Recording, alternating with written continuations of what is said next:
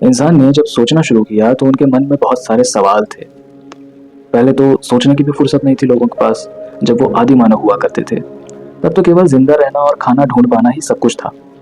लेकिन जैसे जैसे खाने की समस्या कम हुई, लोगों ने शहर बसाए जहाँ जानवरों का खतरा नहीं था। जिंदा रहने के लिए ज्यादा खतरा नहीं उठाना पड़ता था।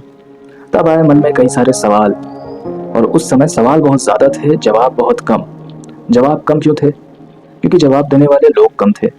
जिन लोगों ने जवाब दिए उन्हें ज्ञानी और साधु कहा जाने लगा।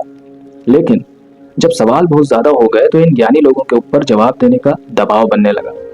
लोग यही उम्मीद लगाए बैठे हैं कि ये जो लोग ज्ञानी हैं ये हमारे सवालों का जवाब देंगे।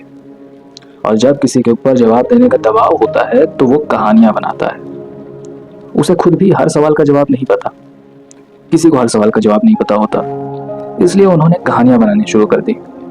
हाँ, ये भी एक समझदारी वाला काम है, क्योंकि जिसका दिमाग चालू नहीं है वो कहानियां भी नहीं बना सकता। लेकिन ऐसी कहानियों के कारण तर्क थोड़े पीछे रह गए।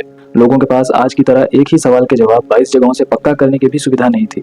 इसलिए किसी ने भी कोई कहानी बनाकर सुना दी तो उसे मानने के अलावा और कोई चारा नहीं था। तो होना क्या था? समय बीता। जैसे जैसे समय बीता, एक ही कहानी को एक पीढ़ी ने दूसरी पीढ़ी को सुनाया, दूसरी पीढ़ी ने तीसरी को और तीसरी ने चौथी को। इन्हीं कहानियों को किसी एक लेखक ने और भी सजाकर और भी बढ़ा चढ़ाकर एक किताब में उतार दिया। अब वो चीज इतनी पक्की हो गई कि उसे ही तथ्य मान लिया गया।